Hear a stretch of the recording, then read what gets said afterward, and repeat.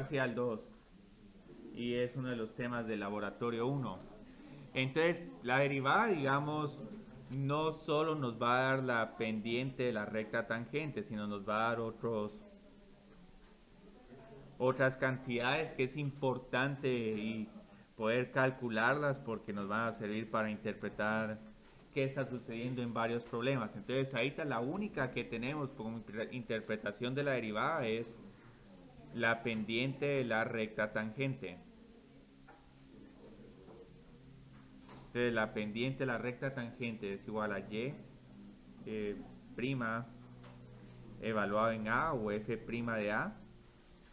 Y esto, digamos, es el límite cuando x tiende a a de f de x menos f de a partido x menos a. Entonces, es que hay una de f de a más h. Sí, no, esta es solo la pendiente. Ya la recta tangente es un poco más larga. Media vez encontramos la pendiente, la recta tangente es igual a y es igual a f de a más f' de a por x menos a. Pero entonces, digamos, ¿qué otras interpretaciones hay? Y una aplicación con la que nos gusta trabajar un montón es, bueno, medir qué tanto está cambiando una variable en términos de otra. Entonces, cuando queremos hacer esto, digamos, cambio en y partido cambio en x, aquí lo que estamos calculando es una razón de cambio. Ustedes pueden pensar, digamos, como el país, cómo va cambiando la población en el tiempo. Bueno, ¿cuál fue la razón de cambio de la población respecto al tiempo? El cambio en la población dividido el cambio en el tiempo. Entonces, digamos, en términos más generales, una razón de cambio se calcula de las siguientes formas. Hay una tasa o razón promedio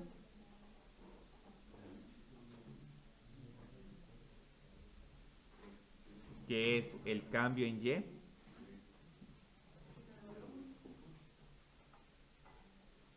Aquí pueden abrir unas ventanas. Cambio en y delta y sobre el cambio en x. Entonces el cambio en x es delta x. Entonces, digamos, ¿cómo podemos calcular ya esto de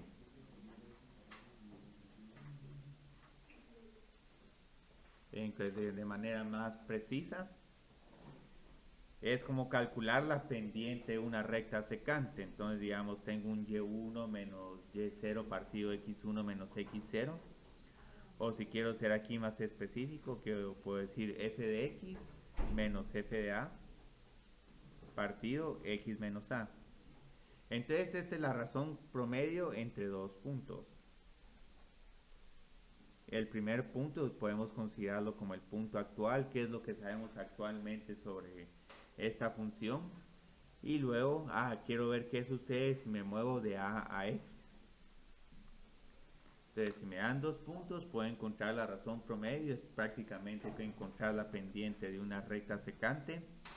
Pero algo interesante pasa cuando digo, bueno, no quiero qué sucede de un año a otro, sino quiero ver qué pasa inmediatamente. Entonces, si uno quiere tratar de medir qué sucede inmediatamente cuando x es un poquito mayor que a, entonces ahí lo que vamos a tener es una razón instantánea de cambio. Entonces, ¿qué sucede con una razón instantánea de cambio? X va a estar bastante cercano a A, o mejor aún todavía, estoy diciendo que X tiende a A. Entonces, ¿cómo calculo aquí la razón instantánea de cambio? Solo agrego el problema del límite. En la razón promedio, el límite cuando X tiende a A, de f de x de A menos f de A, partido X menos A. Pero este objeto, ¿a qué es igual? Es la derivada en X es igual a A. Entonces, como pueden ver, la única diferencia entre la razón promedio y la razón instantánea es que la razón instantánea es la derivada, mientras que la razón promedio va a ser, ¿cómo se llama? Eh, una pendiente de la recta secante, f de x menos f de a partido x menos a. Entonces, la razón instantánea de cambio es simplemente la derivada. Entonces aquí los ejercicios los voy a trabajar un poquito en desorden respecto al libro, porque con la aplicación que había empezado es con velocidad, pero siento que es más fácil que trabajemos con razones promedios de cambio. Y la razón promedio es pendiente, ¿viste? Ajá, sí, es solo pendiente de recta secante, no es derivada. Entonces, digamos aquí, para que el problema tenga un poco de contexto, voy a tener que el costo ¿Y la recta en... tangente o en la ecuación de arriba, la que Ah, hay ahorita, sí, recta es? la pendiente es de la recta tangente, por eso es que es derivada. Entonces, digamos, si quiero resumir algo, tangente es derivada, mientras que secante, si lo queremos, si queremos tener aquí como un chivo, es y1 menos y0 partido x1 menos x0. O y2 menos y1 partido x2 menos x1. Entonces esa es la principal diferencia entre pendiente de una recta secante y pendiente de una recta tangente. Entonces al final vamos a tener como que una tabla de equivalencias. Entonces aquí tenemos una persona que tiene, digamos, costos, y el costo en quetzales de producir X toneladas de cierto artículo es lo siguiente. Entonces aquí tenemos una función de costo. Poco a poco vamos a ir agregando más detalles sobre cómo se construyen estas funciones y por qué esta es una función de costo y no una de ingresos, pero aquí digamos lo que pueden ver es que a medida que quieren producir más, los costos van a ir aumentando. Y aquí, aunque no produzcan nada, siempre van a tener este costo de 2000. Entonces ese costo de 2000 va a ser lo que después se va a conocer como un costo fijo. Entonces, digamos, ahorita lo que pasó es que en algún momento estaban produciendo 2 toneladas y luego van a aumentar la producción a 4. Entonces quieren ver en promedio en cuánto van a aumentar sus costos. ¿Cuál cuestión? Ah, es que ahorita lo voy a escribir. Entonces tengo que encontrar la razón de cambio promedio del costo respecto a X cuando el nivel de producción aumenta, cambia de 2 a 4 toneladas.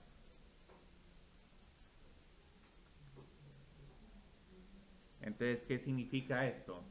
La persona se está preguntando, bueno, en promedio, ¿cuánto aumentaron mis costos? Entonces, digamos, aquí no tengo que encontrar el costo cuando es igual a 4 o el costo cuando es igual a 2, sino esa diferencia. Entonces, lo que vamos a ver ahorita, para encontrar el costo promedio, en algún momento, digamos, el costo promedio lo denotamos con, o cualquier cantidad promedio, con la variable que estamos trabajando y con una barra arriba para indicar promedio.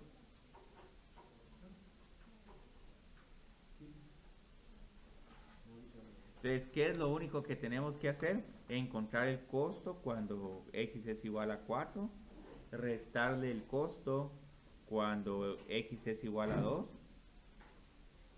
y luego dividir esto por en cuánto aumentó mi producción. Mi producción aumentó en 2 toneladas. Ahí, ¿cuál hace la promedio? Esta es la promedio, sí. Entonces aquí es como que estuviera calculando la pendiente de una recta secante. Lo único es que no conozco cuánto es el costo cuando produzco 4 toneladas, pero lo único que... Digo, una duda, Sí. la X va a ser siempre el último dígito. O sea, siempre va a Eh, ser 2 la X. bueno, el último dígito generalmente va a ser, digamos, de dónde a dónde vas. Entonces, si estoy diciendo de 2 a 4, entonces sí, yo creo que esta es la A y esta es la X. Sí, el último dígito es la X, sí. Entonces es de 2 a 4, generalmente es de menor a mayor. Entonces, ¿ahora qué sucede con este costo? ¿Cuánto es el costo cuando X es igual a 4? Sí. Entonces aquí tengo 20 más 64, tengo 84. Aquí como pueden ver hay algo bien interesante, ¿no? Casi que no sé, que los costos fijos no van a afectar nuestra respuesta. No importa si produzco 2, 5 o cualquier número de toneladas, siempre voy a tener 2000 más algo. Entonces aquí tengo 2084 menos 10 más 8 es 18. Entonces aquí tengo 2018. Entonces resto aquí 2, entonces esto significa que mi producción aumentó en 2, pero ¿en cuánto aumentó mi costo? 84 menos 18. Y 84 menos 18, ¿a qué es igual? 76. Entonces aquí tenemos 66. Ah, bueno, entonces ya vieron que es una razón de cambio promedio. Ah, pero es que como resto los 2000, C de 2 me queda 2018 y C de 4 me queda 2084. Entonces esto significa lo siguiente: 33 quetzales por tonelada. Entonces lo que pueden decir acá es que la interpretación de esta cantidad es por cada tonelada producida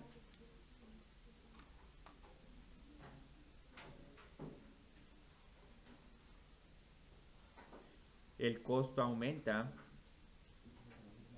en 33 quetzales. Entonces esto es lo que les dice un costo promedio. Ah, bueno, si solo quieren ver el cambio en el costo es 66, pero es que no es lo mismo 33 quetzales por tonelada que digamos 100 quetzales por tonelada. Entonces en algún momento, si digamos, sí importa respecto a qué están dividiendo. Entonces digamos, lo segundo es, digamos, ya esto es algo más accesible. Encuentre la razón de cambio instantánea. Yo creo que sí, hay la razón de cambio instantánea en x es igual a 2. Halle la razón de cambio instantánea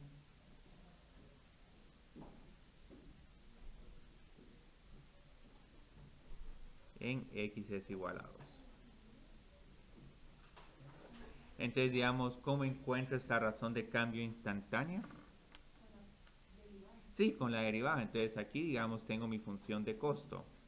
Entonces la razón de cambio instantánea es simplemente la derivada de la del costo. Ajá. 5 más 3x al cuadrado.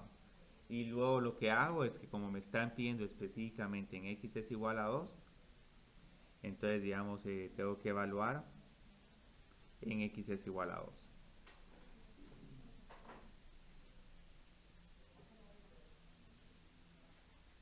Entonces C'. O sea que si metiste la razón de cambio instantánea en x es igual a 4, es la misma. Bueno, no, en x es igual a 4 tendríamos que evaluar C' de 4. Entonces digamos aquí tengo 5 más 3 por 4, 12. Entonces vieron qué significa esto. Esto significa que si estoy exactamente en 2 unidades y quiero aumentar inmediatamente mi producción, espero que mis costos aumenten de manera inmediata en 17 quetzales. Entonces vamos a ver que esa cuestión inmediata en algún momento en economía va a tener una aplicación muy relevante, que yo creo que todavía no lo han visto en el curso de economía, pero que tiene que ver con cantidades marginales. Entonces aquí lo que están viendo es que si la hacen en x es igual a 2, nos queda 17 quetzales por tonelada, pero si nos queda en x es igual a 4, esta razón de cambio instantánea es igual a 5 más 3 por 16, 48, 53. Entonces esto ya nos está diciendo una historia interesante. Si estoy produciendo 2 toneladas y quiero aumentar inmediatamente mi producción, en 2 mis costos solo aumentan inmediatamente en 17. Pero ya en 4 sí aumentan mucho más rápido. Entonces esto como que significa que me es más costoso producir la quinta tonelada que la tercera. Pasar de 2 a 3 me va a aumentar el costo en 17, pero ya de 4 a 5 me aumenta el costo en 53. Entonces, como tenemos este problema, otra interpretación que tenemos con la razón de cambio son las cantidades marginales. Entonces, eso Son, digamos, es como sería la segunda interpretación de una derivada. Las marginalidades. Y esto tiene que ver con aplicaciones a la economía. Si eso es una aplicación de razón de cambio a la economía.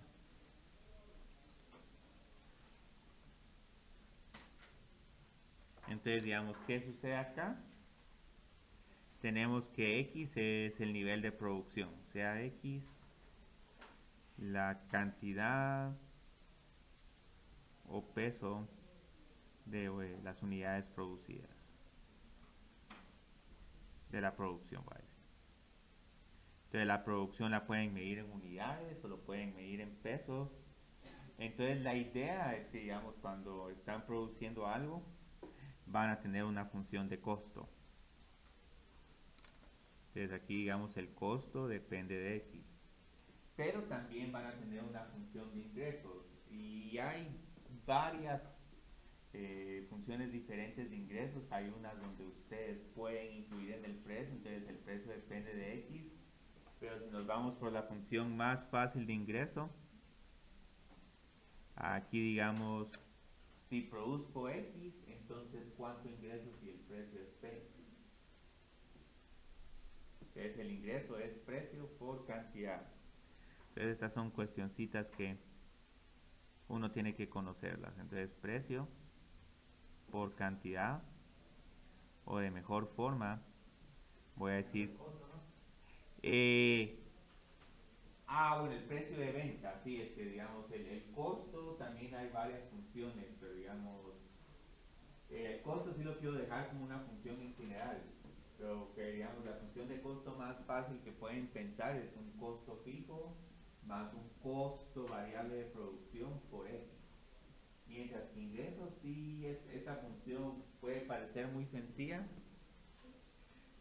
P por X, pero es que hay varias empresas, digamos, que el precio no lo pueden alterar, entonces solo pueden vender su producto al precio de mercado, digamos, piensen los productos del mercado, productos agrícolas, esos prácticamente tienen el mismo precio, los precios pueden cambiar, digamos, si está en un mercado o un supermercado, pero a estos tienen así un precio bien, que no depende del nivel de producción. Entonces, si tengo aquí el costo y aquí tengo el ingreso, lo que puedo hacer es que puedo encontrar una función de utilidad o beneficios. Entonces esta función de utilidad o beneficios, ¿a qué va a ser igual? Eso es lo de marginalidades. Todavía no hemos llegado, pero digamos, si quiero calcular cuánto estoy ganando, ingresos menos costos. Y ahí dice PX, tenía que Sí. Ahorita lo voy a dejar como ingreso menos costos, pero sí, ya que les dije una función, bueno, es precio menos por X menos C. Entonces la idea es que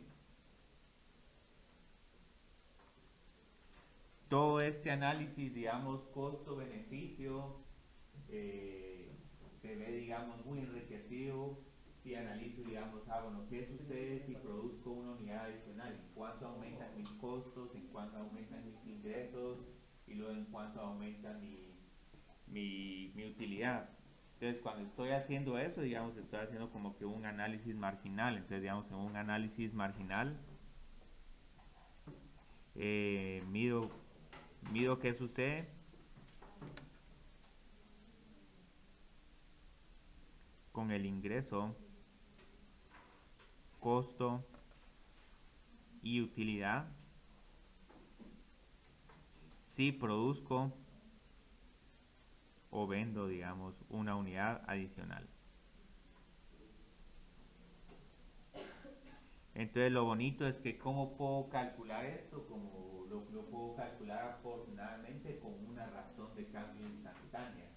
Entonces mira, bueno, ¿qué sucede si aumento la producción un poco más, una unidad adicional?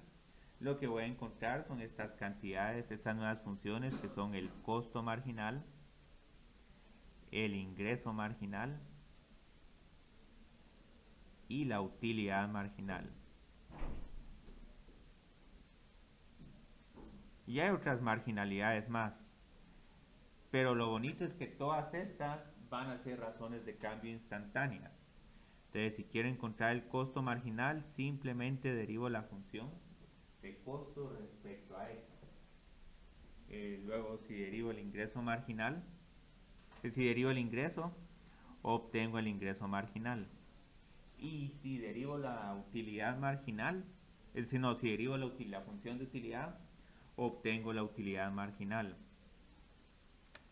Entonces esto es bien bonito y es bastante similar a las razones promedio, pero ya visto, digamos, desde una perspectiva económica. ¿Qué sucede si aumento todo esto una vez en una sola unidad adicional?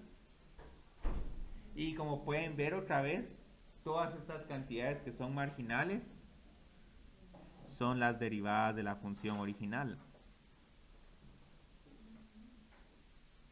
Entonces ya tenemos que derivada es pendiente de recta tangente, razón de cambio instantánea y ahora también cantidad marginal.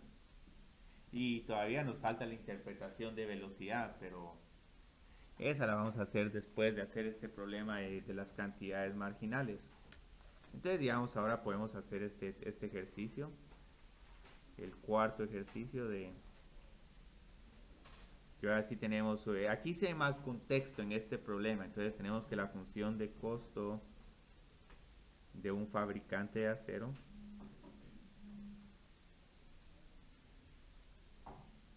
es la siguiente: x al cuadrado más 100 por x más 1.000.000.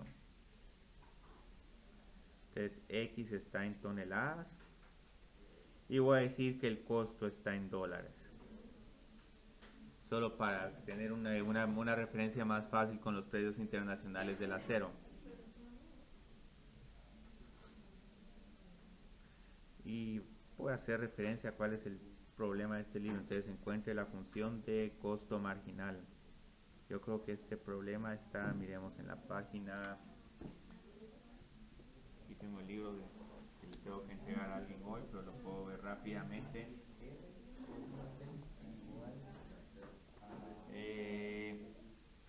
Está en la página, este ejercicio está en la página 86. Tiene 86 y 87.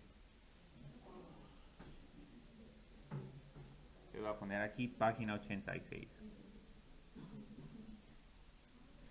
Entonces, digamos, si les pongo a encontrar la función de costo marginal, ¿a qué es igual? ¿Sí? Y esto desafortunadamente hay veces que en los cursos de economía no se los dicen con anticipación y uno se está perdiendo con todas esas cantidades marginales, pero si les hubieran dicho, no mire, si es una derivada, todo se simplifica mucho más. 2x y luego la derivada de esta es... Y es que aquí van a ver algo bien interesante, a pesar de que una empresa tiene costos fijos a la hora de tomar decisiones sobre cuánto producir y hasta cuánto producir y cómo tomar en cuenta cambios en los precios de venta del producto, el costo fijo prácticamente no altera su decisión de negocios, pero sí el costo marginal sí. Entonces ahorita lo que quiero hacer es que quiero encontrar el costo marginal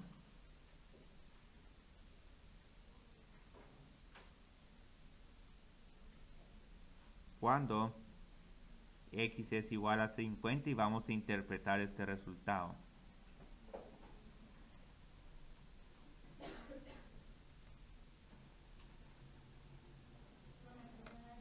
Ajá, así es fácil. Entonces, hay veces que digamos en otros textos de economía, cuando quieren hacer esto, empiezan a hacer la tabla con 50, con 51, a calcular diferencias. Pero aquí, digamos, solo evalúan x es igual a 50, 100 más 100. Y esto ahorita, digamos, no solo es un número, por decir, bueno, es 200.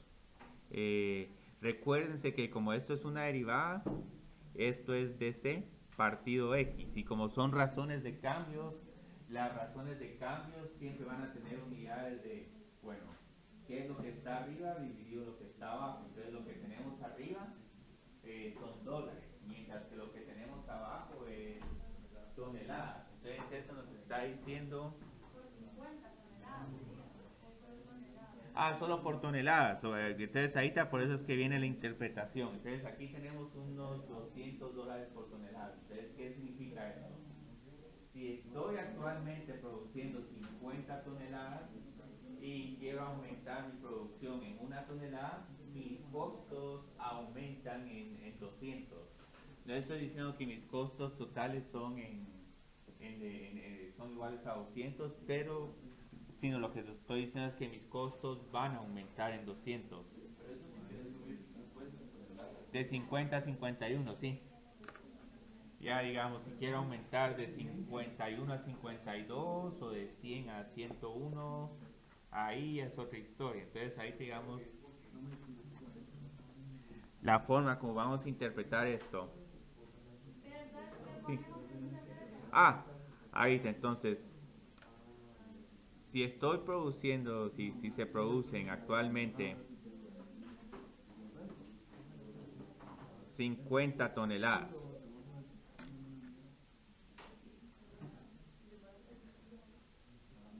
y aumento la producción en 1 tonelada más, o si quieren puedo decir a 51,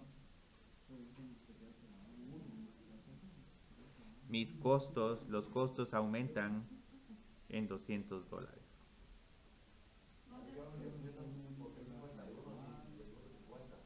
Ah, que como la marginalidad por definición te dicen qué sucede si produzco una más. Entonces si estás en 50, al producir una más vas a pasar de 50 a 51. Entonces esta función es bien interesante. No la hemos desmenuzado con detalles, pero pueden ver si por ejemplo solo están produciendo 1 tonelada, ese costo marginal es de 102.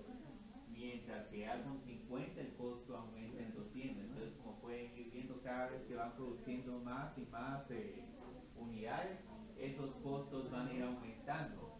Entonces, la idea es, aparte de la interpretación, necesito ver si realmente me conviene producir de 50 a 51. Y al final lo que va a mandar es en qué tanto aumentan mis ingresos y si ese ingreso que voy a tener adicional justifica mi costo adicional. Entonces digamos aquí lo que necesitamos para ver si realmente vale la pena vender eso o no es ver a qué tal, en cuánto puedo vender esa tonelada de acero. Entonces digamos si tenemos aquí que si el precio de la tonelada de acero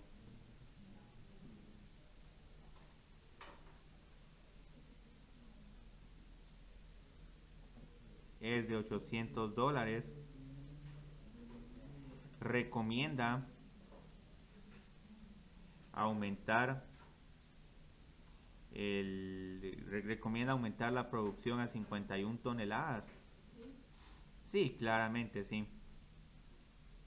Y digamos, aquí lo pueden contestar de varias formas. Pueden construir su función de utilidad, hacer 800 por X y luego hacer un análisis comparativo. Bueno, ¿cuánto es mi utilidad con 50? ¿Cuánto es mi utilidad por 51? Y me voy por la más alta. Pero aquí, digamos, lo más fácil es decir sí, porque el ingreso adicional hágase así, aumentar la producción. Gracias, José. Entonces, sí es la producción. Entonces hay que aumentar la producción. Entonces, sí, porque el ingreso adicional de $800 es mayor que el costo adicional.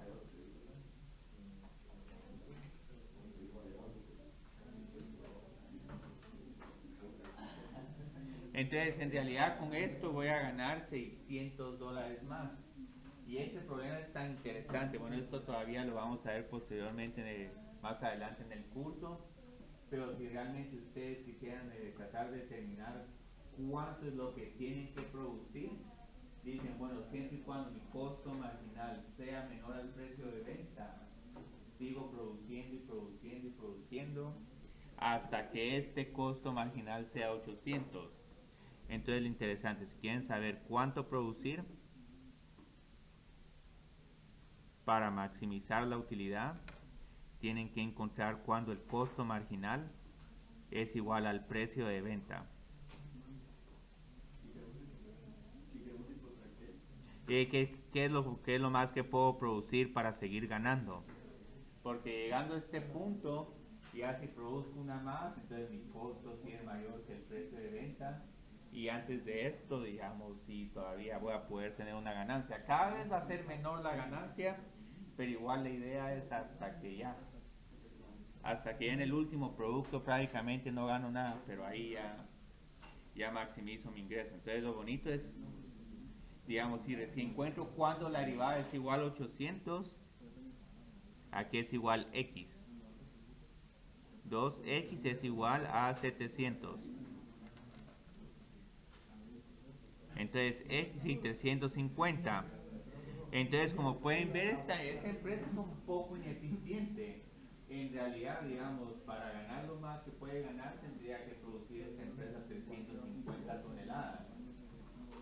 Pero obviamente este es un ejemplo ilustrativo, aunque en algún momento cuando hacen consultorías pueden encontrar que una empresa no está produciendo lo más que tendría que producir, o peor aún, está produciendo más de lo que tiene que producir. Y lo bonito de este análisis es que, digamos, si sube el precio del acero, van a ver que esta empresa inmediatamente produce más, pero si baja el precio del acero, esta empresa produce menos. Entonces ahí hay un montón de cuestiones interesantes en estos problemas. Pero aquí, digamos, tenemos otros temas que necesitamos ver. Necesitamos ver el tema de segunda y tercera derivada.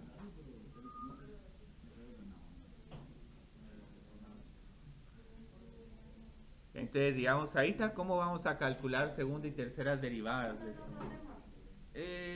Está conectado con este, sí, pero digamos, podríamos decir que es otro tema. Está también en la sección 2.8. Ahora, ahí desafortunadamente Stuart, el tema de razones de cambio y razones promedio, lo tiene mezclado con el tema de terceras derivadas. Ahora yo en el caso, en el libro, esto lo tengo ya en la página, yo creo que 87. Entonces, digamos, ahí te van a sentir que son muchos temas, pero que parece calcular segundas y terceras derivadas sí va a ser una de las cosas más fáciles en este curso. Porque, digamos, la derivada, sí, en algún momento tal vez ahí para si no van a venir muchas personas el jueves, entonces les doy un corto facilísimo, solo calculen ahí una segunda y tercera derivada y... Entonces tenemos que la derivada de y es igual a f de x es una función, sí. Sí, a mí que se me hace que la asistencia el jueves va a ser baja. Entonces les voy a dar ahí un corto regalado, igual va a ser botanota y solo calculan segundas derivadas. El jueves no iba a haber corto, pero para alentar la participación va a haber un corto casi que solo de regalo.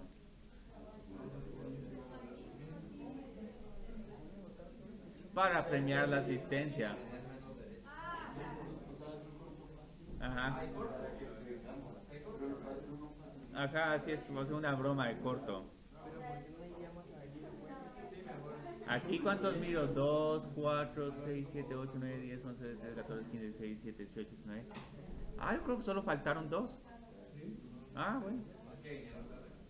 Ah, entonces para alentar de que vengan a tiempo. Entonces, digamos, ¿qué sucede si derivo la derivada? Al derivar la derivada, lo cual puedo hacer porque la derivada también es una función, se obtiene una función, una nueva función conocida como la segunda derivada. La segunda derivada de f respecto a x. Entonces esta nueva segunda derivada va a ser f doble prima de x. Pero esta también es una función. Entonces, como esta también es una función, se puede derivar la segunda derivada para obtener la tercera derivada. Un número infinito. F es como F al... Sí, f triple prima.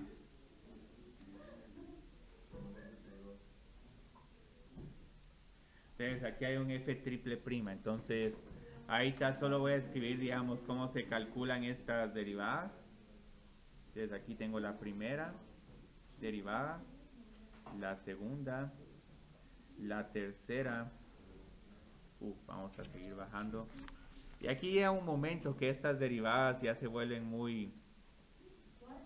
es que ahí van a ver que esto puede parecer intimidante, pero si la función tiene reglas de derivación fáciles, entonces se deriva, se vuelve a derivar, se vuelve a derivar.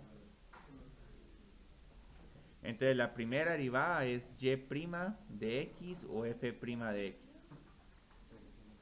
La segunda es y doble prima o f doble prima de x.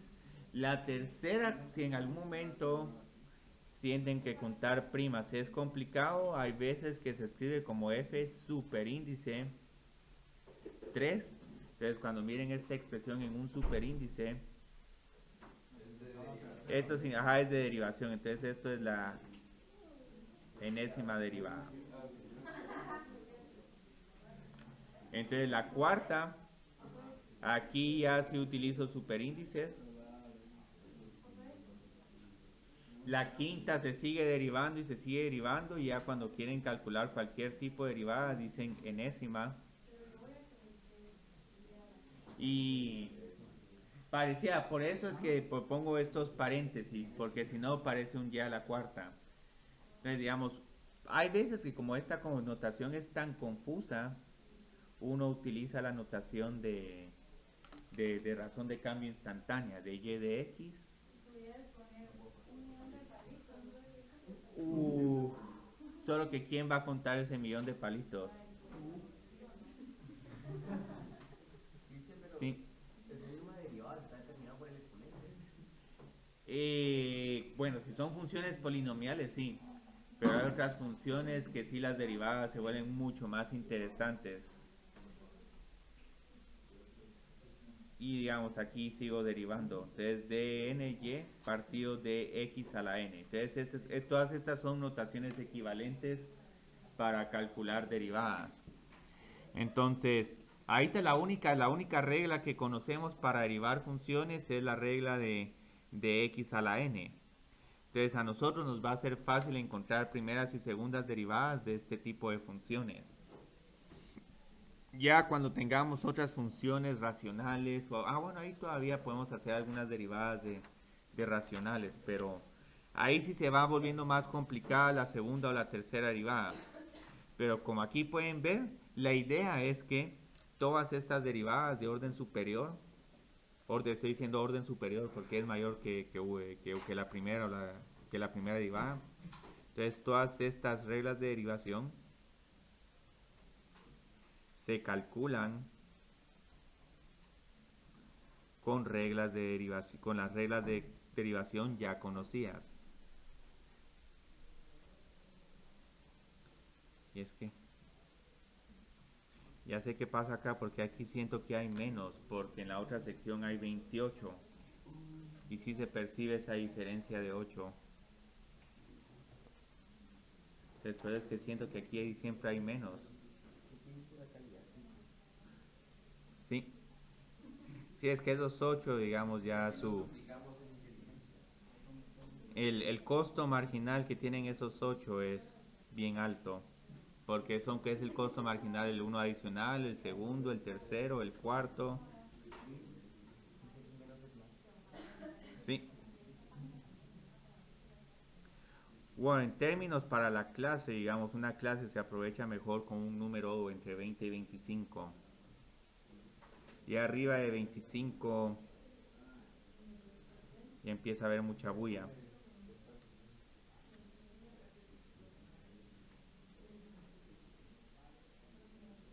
Entonces van a ver ahorita a qué me refiero con calcular segundas derivadas.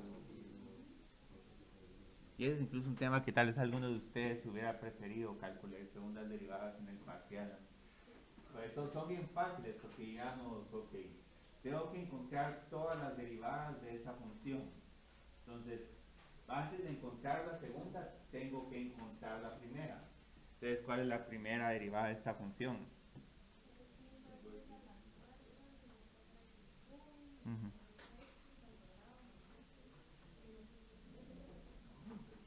Sí, es que aquí solo hay que aplicar las reglas de derivación.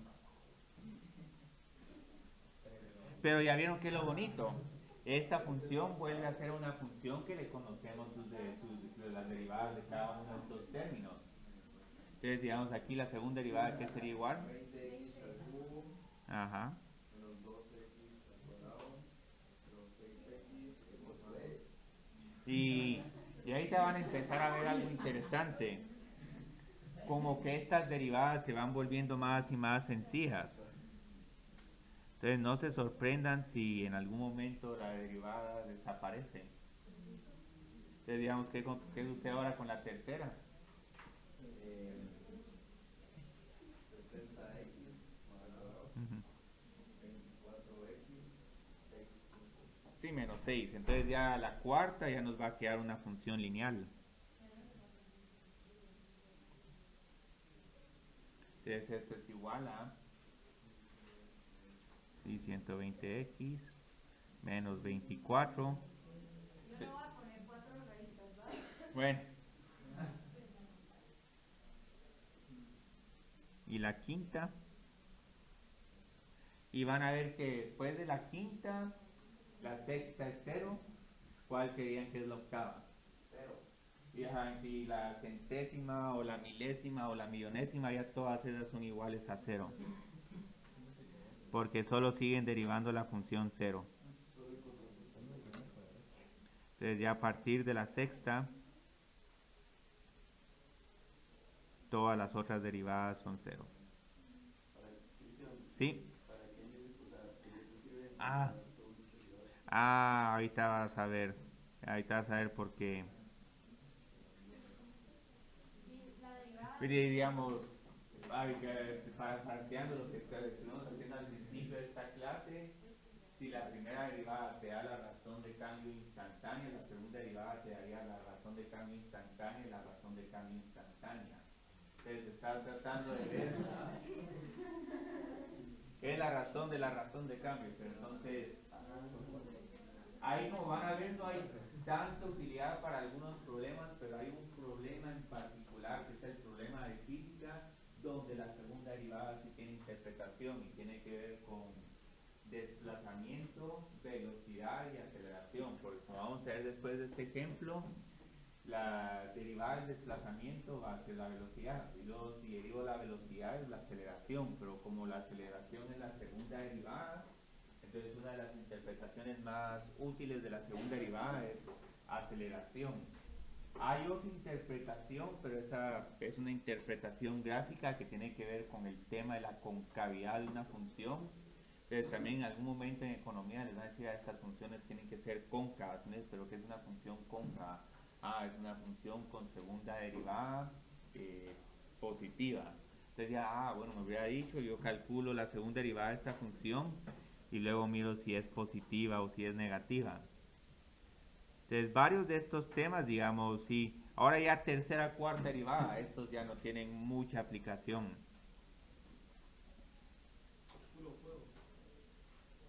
Bueno, hay unos problemas donde sí es necesario ir derivando la función varias veces si en algún momento uno quiere aproximar funciones complicadas, pero en este curso prácticamente solo para interpretación primera y segunda derivada. Pero para propósitos de revisar reglas de derivación o algo, sí podemos calcular la tercera o cuarta derivada, siempre y cuando sea fácil, porque si hay unas funciones que sus segundas y terceras derivadas se van complicando. Entonces, digamos, aquí tengo esta otra que miramos hasta dónde llegamos. Entonces, aquí, ¿a qué tengo que es igual esto? 2x al cuadrado más 48x. Y luego menos 10. Entonces yo creo que aquí después de 3 ya terminamos de derivar. 24x más 48. Luego 24. Y por último la cuarta derivada ya es 0. Entonces esto significa que la quinta, la sexta y así sucesivamente son iguales a la función 0. Entonces lo bonito es que si tenemos un polinomio y el grado del polinomio es n, entonces ya después de la enésima derivada, todas esas derivadas son iguales a 0. Bueno, es la enésima primera. Entonces, por ejemplo, aquí con la quinta ya la sexta es 0. Con este que tiene grado 3, la cuarta es igual a 0. Pero no siempre todas estas derivadas se cancelan, porque por ejemplo, tratemos de calcular todas las derivadas de orden superior de 1 partido x. Ajá. Entonces aquí, digamos, tenemos aquí es igual su primera derivada.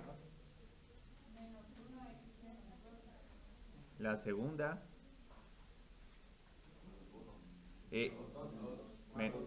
Más 2. Ajá. Esta sí nunca se va a acabar. Menos 6 por x a la menos 4. Y aquí solo va a parar en la cuarta. Entonces aquí, digamos, todas estas derivadas continúan. No se acaban. En algún momento hay personas que como que empiezan a ver un patrón en esta derivada y tienen formas sofisticadas de escribir estas derivadas. Aquí como pueden ver teníamos 1, después 2 por 1, después 3 por 2 por 1 y aquí 4 por 3 por 2 por 1 y la otra es 5 por 4 por 3 por 2 por 1. Entonces no sé si han visto esa operación, la que tiene una notación interesante, digamos 5 signos de exclamación. Entonces sí es un factorial. Entonces en algún momento hay personas que deducen un patrón para esta derivada. Dicen que toda esta derivada es igual a menos 1 a la n. Y yo creo que sí, este es por el factorial. Por x a la, yo creo que es menos n menos 1. Ahí estamos. Entonces, pero esto está fuera del enfoque del curso. Aquí en el curso no vamos a estar trabajando mucho con el factorial. Pero si en algún momento miran que alguien utiliza esta notación sofisticada para estas derivadas de 1 partido x, es porque está empezando a encontrar atajos para expresar todo esto de manera más fácil. Pero igual solo no es muy práctico, porque si quieren encontrar la milésima derivada, encontrar 1000 factorial, tienen que hacer 1000 por 999 por 998, 997. Entonces es posible que nunca terminen. Entonces ahorita solo terminemos con... ¿Sí? Terminemos solo con las interpretaciones, las aplicaciones a la física, que esta va a ser nuestra tercera y última interpretación de la derivada. Entonces la tercera y última interpretación de la derivada es velocidad y aceleración. Entonces esa es una aplicación a la física.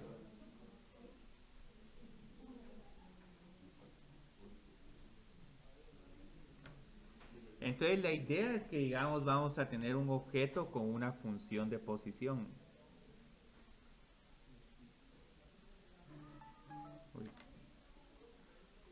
Entonces voy a decir que la función de posición es s de t. En algún momento la puedo poner como h de t si en algún momento miro que esta partícula se está subiendo o está cayendo. Entonces la idea es que, digamos, tienen aquí esta posición y en algún momento, digamos, en un tiempo a, tenían tal posición y luego en otro tiempo más tarde tenían una posición diferente y quieren ver en cuál fue, digamos, el cambio promedio en la posición. dependiendo de todo el tiempo que estuvieron manejando o que este objeto se estuvo moviendo. Entonces aquí, digamos, vamos a tener un nuevo objeto, la velocidad promedio es la razón de cambio, otra vez promedio, de la posición o desplazamiento entre el tiempo t y el tiempo a. Y voy a decir entre el tiempo a y el tiempo t solo para tener el orden correcto. Entonces, digamos, ahorita quieren medir, bueno, ¿qué tanto me moví? Me moví st menos sda. Entonces, digamos, eso lo pueden ver en el carro, digamos, hace una hora cuánto tenía el odómetro y una hora después cuánto tiene el odómetro. Y una aplicación bien práctica de eso es ver si están manejando con exceso de velocidad. Entonces puedo medir ahí una velocidad promedio. Entonces si me dice que alguien vino de carretera de El Salvador en 15 minutos o no hay nada de tráfico, o bueno, incluso venir desde carretera de El Salvador acá en 15 minutos es.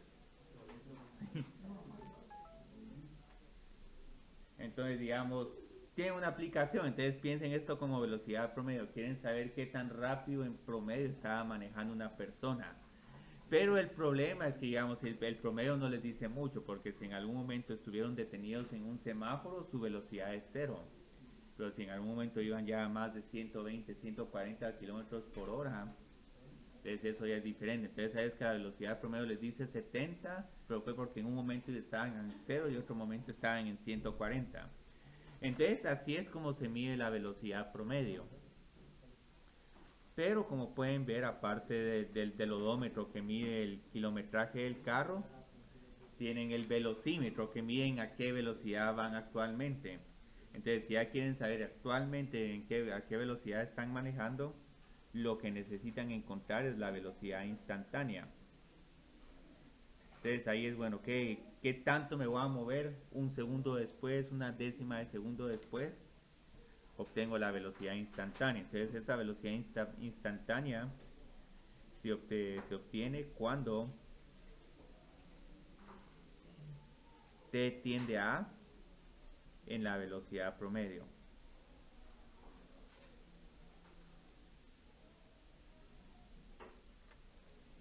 Entonces, utilizando el odómetro y todo, el carro puede determinar a qué velocidad van, o la rotación de las llantas. Entonces, obtengo ya que la velocidad es el límite cuando t tiende a de s de t menos s de a partido t menos a. Pero entonces, ¿a qué es igual esta cantidad? Esa es nuestra definición de qué objeto. Sí, la derivada. Entonces lo bonito es que, bueno, ¿cómo calculo una velocidad instantánea? Derivando la función de posición. Entonces aquí vamos a tener que, dada la función de posición, la velocidad es la derivada de la posición. B de t es igual a S' de t, y en cualquier momento. Y más, porque digamos, ¿qué sucede ahora si derivo la función de velocidad? La que voy a obtener es la función de aceleración.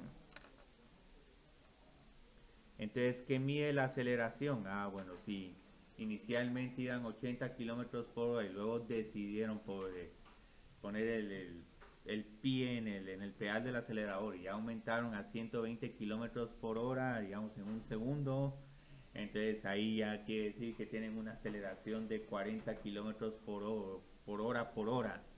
Digamos, la aceleración tiene unidades extrañas, pero como dividen el tiempo otra vez dentro del tiempo, les quedan en unidades cuadradas de tiempo. Entonces aquí lo que van a ver es que como la velocidad es la derivada del desplazamiento, al derivar otra vez el desplazamiento, obtengo que la aceleración es la segunda derivada de la posición. Entonces aquí hay que dar una aplicación práctica para aceleración. Y el libro tiene una más, pero es que esta sí no la he visto en ninguna aplicación. Pero solo la voy a poner acá porque me encanta el nombre. El tirón o el jerk. El tirón o el jerk es el cambio en la aceleración. Entonces esta es la tercera derivada del desplazamiento.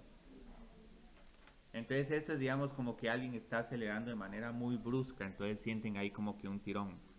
No la voy a usar mucho, pero me encanta el nombre de jerk. Y la mala traducción. Ajá, sí. Sí, eso suena más como que a uno le están jalando o saber qué. Mientras que jerk suena a otra. Es un insulto.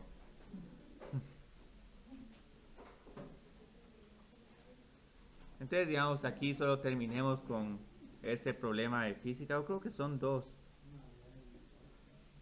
Entonces, la función de posición de una partícula es, y este está en la página 84 del libro,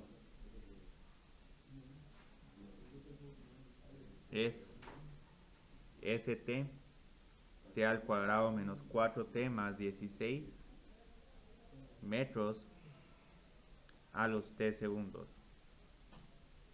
Entonces ahorita este problema no es muy entretenido, pero la idea es, bueno, vamos a calcular una velocidad promedio y una velocidad instantánea.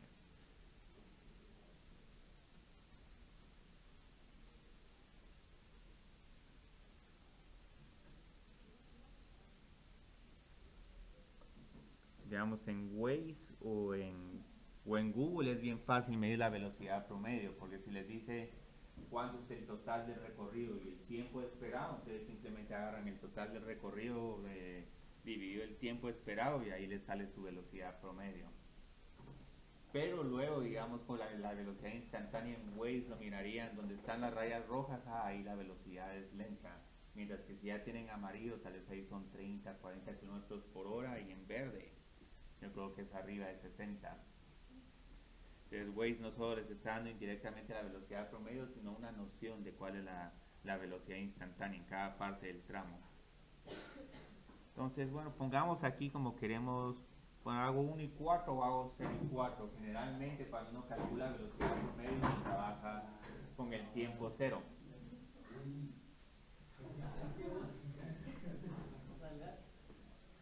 Sí. Dejémoslo con 1 y 4. Pero en realidad, para propósitos prácticos, uno como mide desde el punto que uno sale hasta el punto que uno llega. Pero entonces, digamos, aquí, ¿cuál es la velocidad promedio? Y otra vez utilizando notación de barra. Mido mi posición a los 4 segundos y luego mido mi posición a 1 segundo. Y yo creo que si mal no estoy, aquí estamos caminando en vez de ir en un carro. Sí, metros por segundo. Vamos a ver incluso qué velocidad promedio nos sale acá.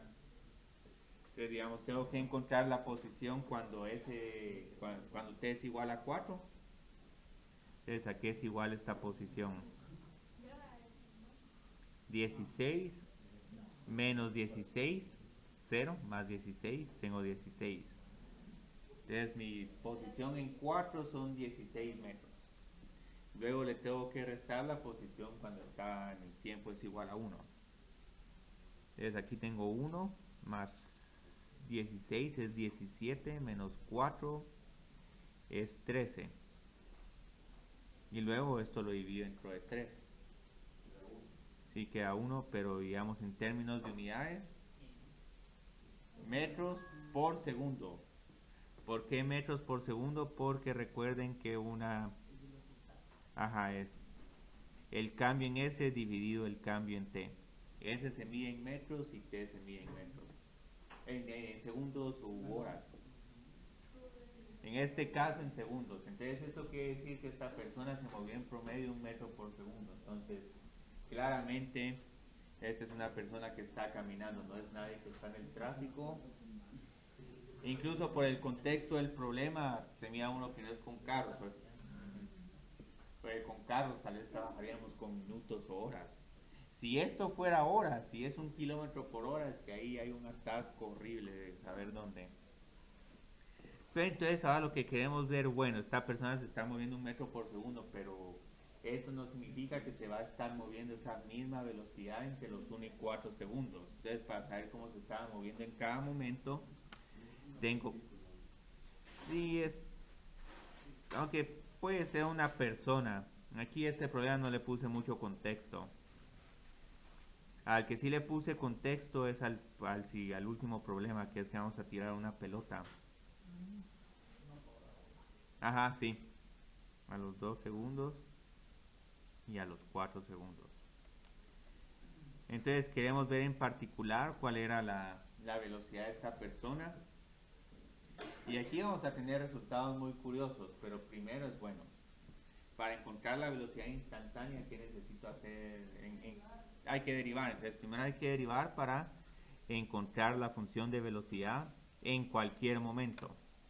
Entonces, digamos, derivo la función de posición o desplazamiento. Entonces aquí es igual a esta derivada. 2t menos 4. Entonces ahí ya tengo la velocidad, pero a los 2 segundos, ¿qué sucede? Ah, sí, entonces este se puede interpretar de varias formas. Lo que significa aquí es que posiblemente a los 2 segundos esta partícula estaba en reposo. Entonces, o esta partícula se tomó una pausa, o tiene esos problemas donde hay efecto de la gravedad, tal vez en ese punto estaba justo suspendida y luego empezó a caer. O posiblemente señal de un semáforo, alguien se le atravesó y... Ajá. Entonces miremos qué sucede a los 4 segundos. Entonces yo creo que esta partícula no está cayendo, sino como que en algún momento se tomó una pausa y luego empezó a subir su velocidad, porque lo que van a ver es que ya digamos con 6 y 8, esa velocidad va a ir aumentando. Y digamos, ¿y por qué va a ir aumentando? ¿Cómo puedo medir qué tan rápido está cambiando la velocidad? Eso no es parte de este problema, pero digamos en algún momento... no, encuentre la aceleración. La aceleración del objeto. Entonces, digamos, ¿cuál es la función de aceleración de este objeto? La segunda derivada. Ajá. Entonces, aquí es igual a la segunda derivada de la función de posición. Sí, 2. No, entonces, ese es un objeto que lo están acelerando cada vez un poco más. Entonces, cuando menos sintamos, este objeto va a ir rapidísimo. Pero buena observación, porque digamos, aquí pueden ver de qué nos sirve la segunda derivada, porque para saber si es un problema de un objeto que está cayendo o un objeto que lo estamos acelerando intencionalmente, la segunda derivada nos va a decir si el objeto está cayendo, entonces esta aceleración va a ser constante pero negativa. Y vamos a ir viendo que la velocidad va a ir disminuyendo. En algún momento va a ser 0, pero luego va a empezar a caer. Entonces, solo hagamos el último problema de hoy. Si terminamos hoy temprano, yo creo que...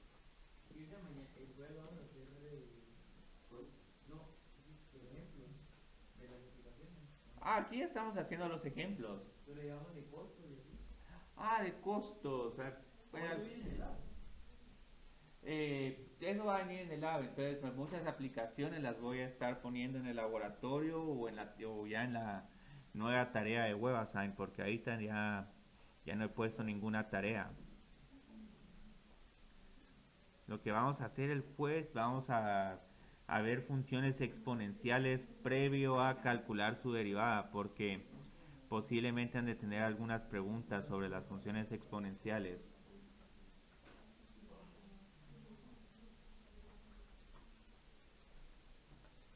Entonces tengo que una pelota se lanza al aire, su altura a los t segundos es h de t es igual a 16t. No voy a poner 64, es que aquí voy a cambiar un poco el problema del libro, pero es que lo que pasa es que ahí tenía una gravedad de 1 metro por segundo al cuadrado y Y esa no es la gravedad de la Tierra. Y puedo encontrar un planeta que tenga esa gravedad, pero ya el ejemplo es demasiado hipotético. Ahora, digamos, en un curso como Cálculo 1 no hubiera presentado este tema y ahí se hubieran visto mucho más aplicaciones de dinero, pero lo que sí es que esos problemas van a ser recurrentes, cuando lleguemos al tema de optimización, ahí sí nos vamos a meter con más detalle a cómo tratar de encontrar precios y cantidades de producción para maximizar la utilidad.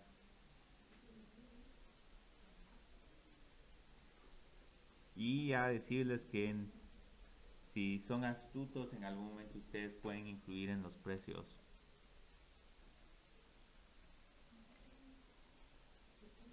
Como por ejemplo las inmobiliarias con los apartamentos que quieren rentar. Si sus apartamentos están desocupados, ellos pueden bajar el precio para que se ocupen los apartamentos. O si en todo caso, si hay mucha demanda por esos apartamentos, ellos pueden subir el precio para que menos personas adquieran los apartamentos, pero es porque se pueden dar el lujo de no debe vender más caro. Igual hay personas dispuestas a pagar por eso. Pero eso es un problema que vamos a ver casi que al final del semestre, cómo hacer esas políticas de precios. Ahorita, digamos, como estamos también en ingeniería, tenemos que ver algunas aplicaciones de la física.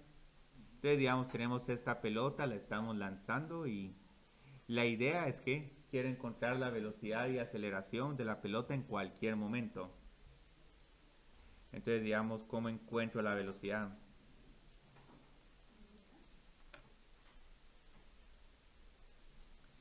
Tengo que derivar la función de altura.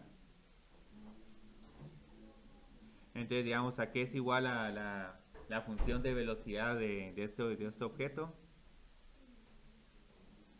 Tengo que derivar 64 por t menos 32 por t al cuadrado. Yo creo que es solo 64.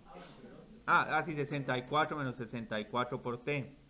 Entonces, aquí van a ver que hay algo bien interesante. La velocidad empieza siendo alta, pero empieza a bajar a medida que va pasando el tiempo. Entonces esto quiere decir que el objeto se está desacelerando y en algún momento la velocidad se va a volver negativa y eso significa que el objeto va a regresar desde el punto donde partió. Entonces por eso es que tenemos este 64 menos 64t. Pero digamos, si quiero acelerarlo, ¿cuál sería la función de aceleración?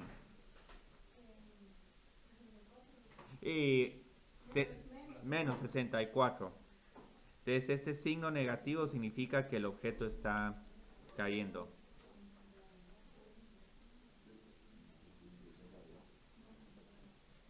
Y como van a ver, esto va a tener un montón de importancia que la segunda derivada siempre sea constante y negativa. Entonces un problema bonito es encuentre cuando la velocidad es igual a 0. Entonces, ¿cómo encuentro cuando la velocidad es igual a 0? Cuando t es igual a 1. Sí. En el cuaderno de trabajo creo que la respuesta queda 8 segundos, pero lo bonito es que pueden trabajar un problema bastante similar a este, pero con pequeñas diferencias. Igualo la velocidad aquí a 0, resuelvo para t. Y hay varias formas de resolverlos, factorizando o simplemente dividiendo. Entonces, como pueden ver rápido, digamos, este objeto, digamos, en menos de un segundo llega a su velocidad a ser a 0 y luego empieza a caer. Entonces, cuando la velocidad es igual a 0, tenemos algo muy importante, lo que está sucediendo con este objeto, pero también ahí nos faltan unos detallitos más de funciones para poder concluir, digamos, qué significa que la velocidad sea igual a 0. Determine la altura de la pelota cuando la velocidad es 0.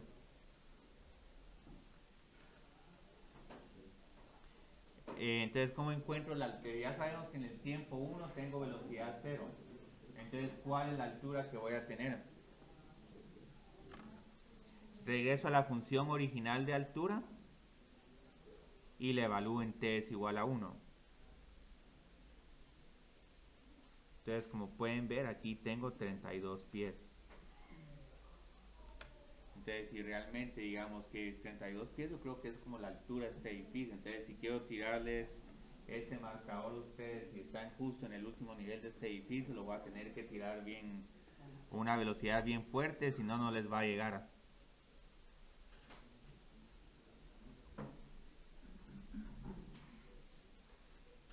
Entonces, ¿en qué momentos la pelota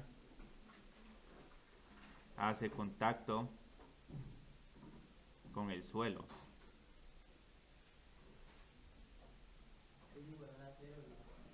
Ajá, la función de posición. Entonces, aquí, ¿qué tengo que hacer? Tengo que factorizar.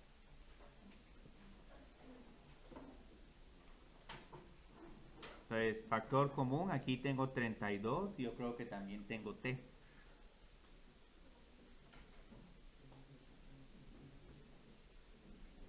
Ay, yo creo que me va a quedar un número un poco... Ah, no, está bien.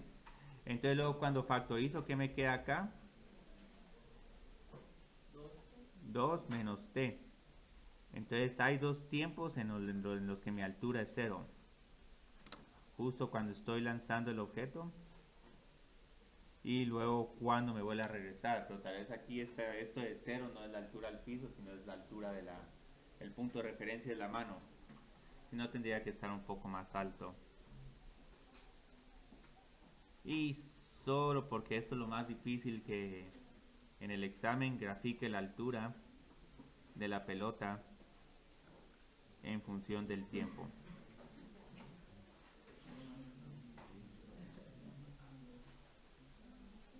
Incluya el dominio y rango físico.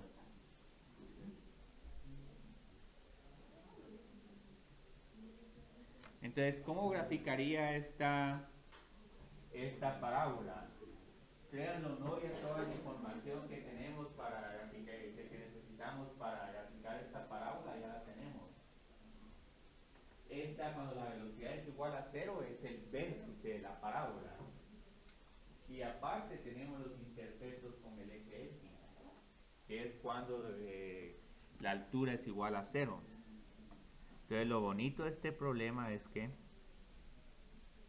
vamos a bajar. Digamos, aquí tengo 0 segundos. El 2, aquí la escala voy a jugar un poco con ella. Obviamente la escala en el eje Y tiene que ser más grande, pero es que si no, no se va a ver bien la gráfica. Entonces la idea es que aquí estábamos en el suelo, llegamos en algún momento a una altura máxima y luego caemos. Y eso, como pueden ver, es bastante parecido al problema de la inversa del parcial, que si quieren encontrar la inversa tienen que completar el cuadrado, si no, no hay forma de encontrar la inversa. Entonces, digamos, si estamos hablando en términos físicos, ¿cuál sería el dominio de esta función? Sí, de 0 a 2. Sí, porque aquí diríamos que está el suelo. Y el rango, sí, es 0 a 64. Entonces, digamos, aquí ya yo creo que es suficiente. Pueden ver que es un problema bien bonito. Y claramente ahí pueden ver que cuando la velocidad es 0, hay una altura máxima. Entonces ya tenemos otra instancia donde encontrar cuándo es igual a 0 nos está dando como que valores máximos.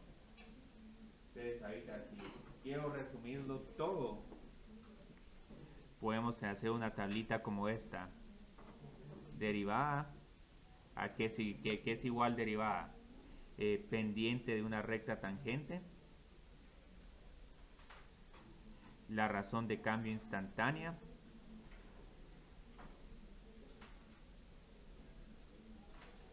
una cantidad marginal,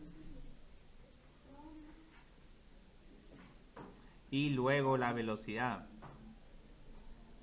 Mientras que no es igual a la derivada, y eso lo digamos pendiente de una recta secante,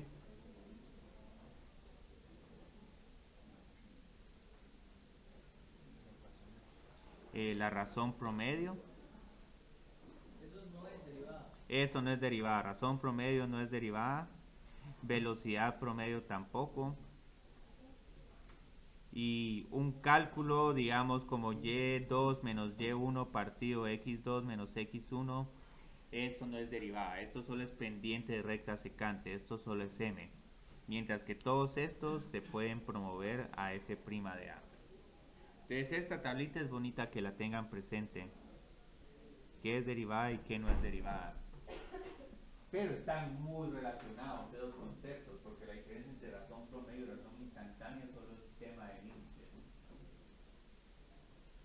Entonces, muchas gracias.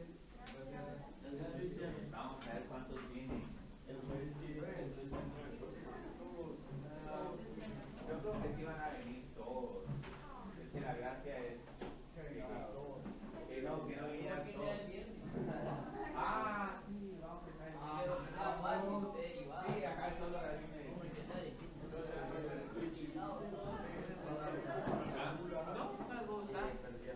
y esas están muy bonitas. Esa presentación me quedó ahorita mejor que la que tengo en el cuaderno de trabajo. esta.